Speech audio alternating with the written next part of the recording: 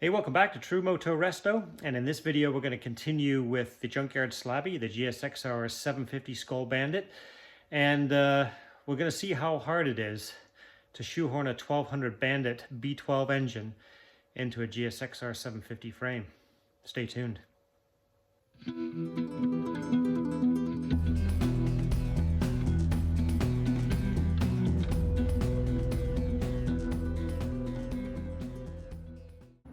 All right, so doing a bit of a dry fit kind of thing here, just to see if this thing will even go on or go into the frame, or the frame will go onto the engine with everything kind of still intact on there. And there's no way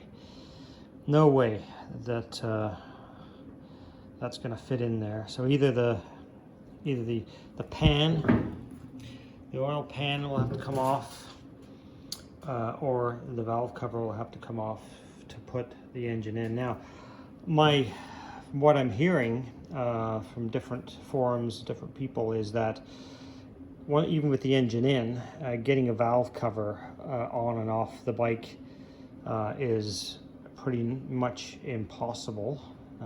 If it's not impossible, it's exceptionally difficult to do. So it sounds to me like the wise step would be to remove the oil pan, and that would make the process getting the frame on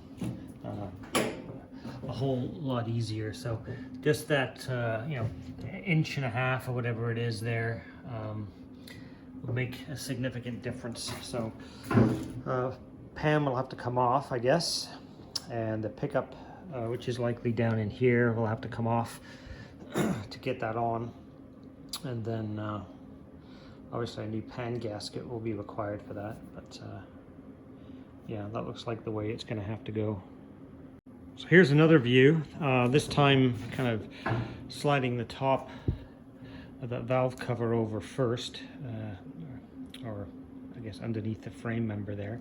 And again, it's awfully close. It's touching at the back. Can't move it much further towards the back because it's kind of fouling down here, and less than a half a centimeter fouling up on the oil drain plug and the guard around that.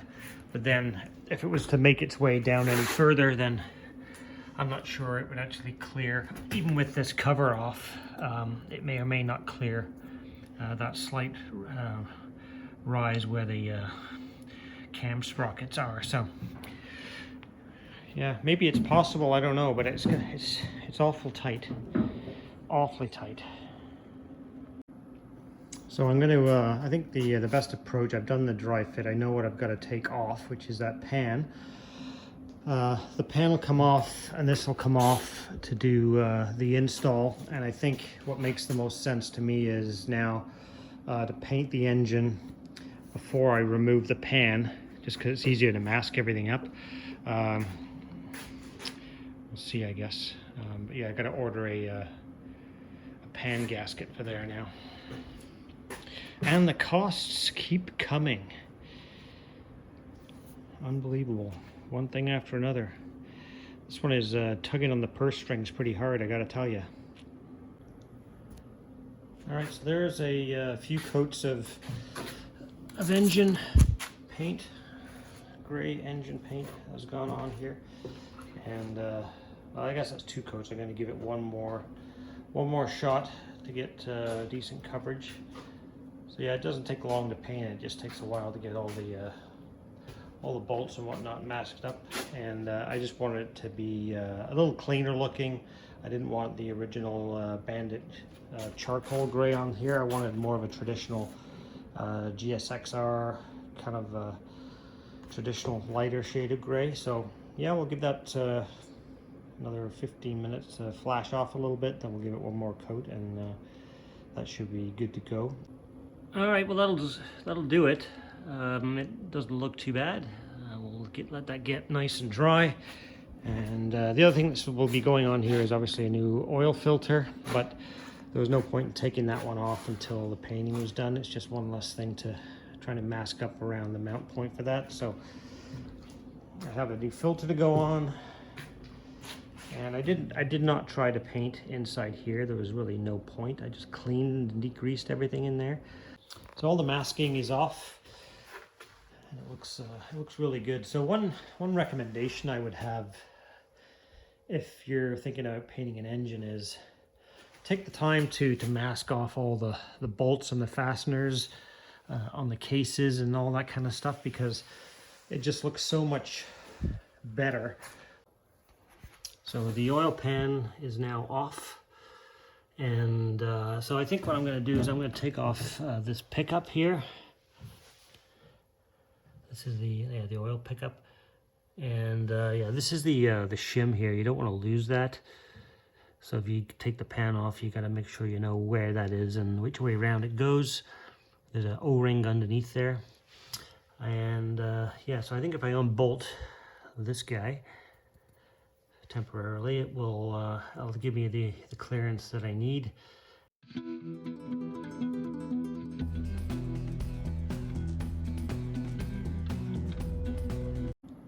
Okay, so I got the frame over. Surprisingly little clearance. The first time I tried, I had to remove the oil filter, because that was a problem. Then just kind of finagled it over. It's still real tight, but I got it on. The front engine mounts are in. They're not really tightened down, but they're in. So next, I think I'm going to put the rear lower mount bolt back in there. Now, just a note, if anybody wants to do this themselves, here's what I'm doing. The bolt that was in the Bandit was a short 12 millimeter bolt that went through here. The bolt that is in the GSX-R is a long 10 millimeter bolt. So the choices are you buy a longer 12 if you can find one, or you sleeve the 10 millimeter that came out of the GSX-R. So that's what I'm going to do. I bought some sleeves, which I'm going to slide on there, and they'll kind of give me the right outside diameter and inside diameter that I need to put that one in there. So here we go. So yeah, I just obviously just flipped it the right way up, and I think the next step is going to be how I get that bike jack back out, and we'll get that underneath here, and that way I can raise everything up, put the swing arm on, and put the forks on, and all that kind of stuff. So yeah, it feels good. It feels really, really good. I feel rewarded being at a stage where I can finally say that I'm actually starting to reassemble this thing and feel like I'm moving forward again. It's been a tough couple of weeks, you know, trying to get the engine out of the Bandit and dealing with all that kind of nonsense, and just felt like 2 steps forward and 3 steps back there for a while. But yeah, we'll move on. It's looking good. I'm getting good feelings again, so that's good.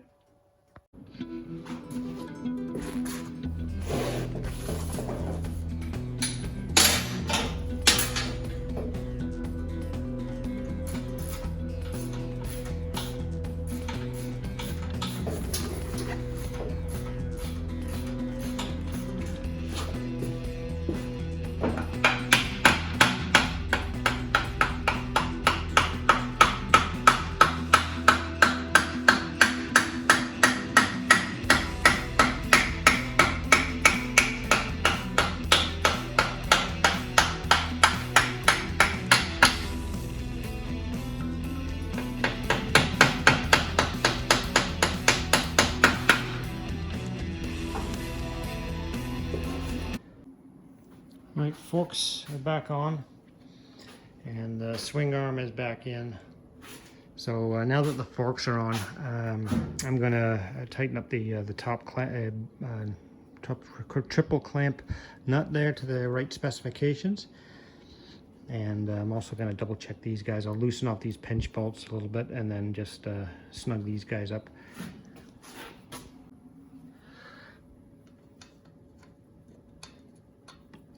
That on the right way around, that'll help.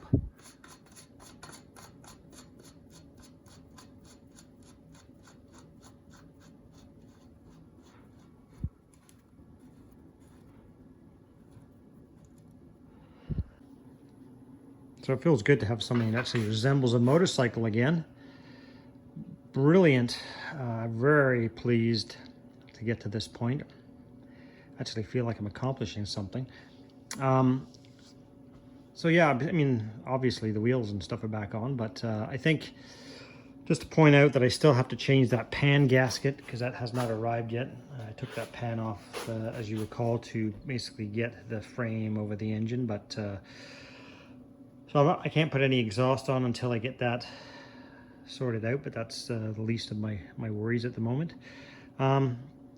Just kind of picking away, or kind of reversing myself through the disassembly steps, and yeah, we're just gonna start picking away at it and popping it back together.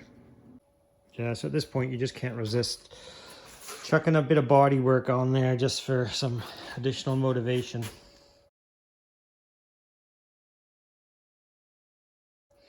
And as I've said this many times before in my videos, this is not really the color. It does look pretty funky on the video. I don't know what it is with my phone, the way I film this stuff, but the colors are pretty obscure when you see it through the phone. But you have to trust me that this looks incredible in person.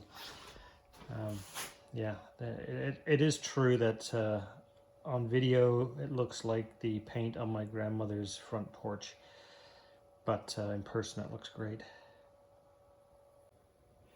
All right, so as I start taking a look at the wiring loom, I'm using, just a reminder that I'm using the wiring harness out of the Bandit, and I'm obviously still using the gauge cluster out of the GSX-R.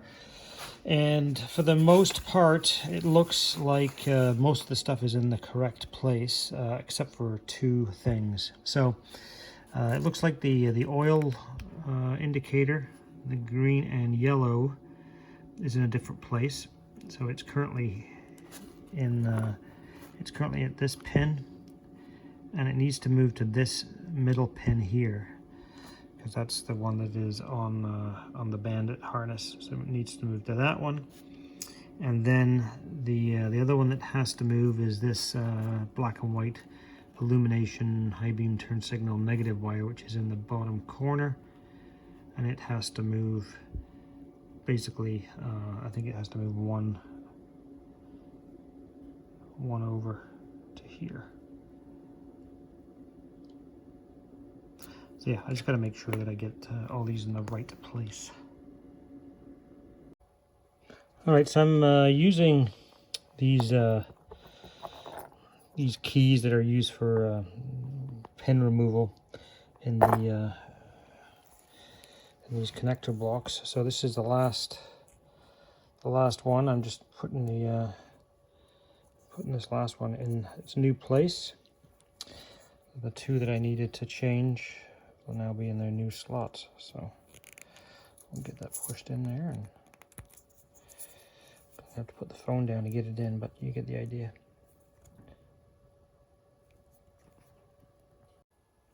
So I put the wiring harness in, just kind of generally or loosely. So just a reminder, this is the wiring harness out of the Bandit.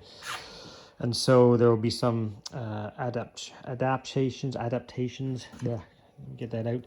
Be some adaptations I have to make because all of the connectors for the lights, for the tail lights and the license plate lights are a little bit different than the GSXR. So I'm going to have to take the male portions or the female portions, whatever is on the old light fixtures of the Bandit, and graft those onto the tail lights and the license plate lights of the GSXR so that everything plugs in properly. So that's got to be done. Yeah, there's a lot of work still to do. The other thing I'm probably going to do, I'm going to, on the Bandit, on the inner fender, there's mounting tabs for the CDI box and for the fuse box. So I think I'm going to cut those off the fender. In one case, it just needs to be drilled a couple of rivets. I'm going to mount these onto the GSXR rear fender in the same place that they were on the Bandit. It just gets very crowded in this battery box area. There's a lot more stuff to go on in here, and trying to mount this stuff on the side of the battery box. I just, yeah, it's just going to turn into a big mess because this stuff is a little bit bigger. It's not going to sit as well as it can, I think, if I just place it on the top of the rear fender. So that's going to be my plan. We'll see how that works out. I think it should be fine. So yeah, that's what we'll do. But generally speaking, it's starting to come together. It looks good. As you see, I put the generator and the starter back in there. I've got the front sprocket back on as well. And yeah, we're just kind of picking away at everything. There's no rush for this to get done. It's just, I'm just going to take it one step at a time. And the other thing I'm not sure yet is that I have to adapt. This is the connector for the rear brake switch, which is probably different on the Bandit. So I might have to pull that off the Bandit as well. So yeah, I've still got a few things I think I'm going to end up pulling off that Bandit just to make life easier if I don't have to cut into wiring and all that kind of nonsense. It's never a good thing. I still have to figure out whether I'm going to use the front brake master cylinder off the Bandit, or whether I'm going to try to see if the one off this bike will still work. I'll probably try this one first because it's kind of got the sloped top on it, but it does need a new sight glass. So yeah, we'll play around with that sort of stuff and see what makes sense to do. And then the other thing I have to figure out is what I'm going to do with the headlight connector. So Bandit headlight only has one connector, whereas the GSXR had two. And yeah, it's too bad that this unplugs right here. It's kind of unfortunate that I can't just unplug the connectors for the this doesn't have a connector. It's just kind of hardwired in. But yeah, we'll see what I do with that. I haven't decided yet. Somebody told me that you have to have another relay, but I'm not sure why that would be the case. So, but yeah, those are the things that I'm monkeying around with for the next little while. So all right, so that's going to wrap it up for this video. Thanks very much for watching. The good news is we now have something resembling a motorcycle, which is great. It's a big step in the right direction, and lots of things to do, lots of small detail work to be done. But yeah, thanks for tuning in. Please like, share, and subscribe, and we will see you in the next video where we'll do more on this Skoal Bandit, the Junkyard Slavy. Thanks for watching.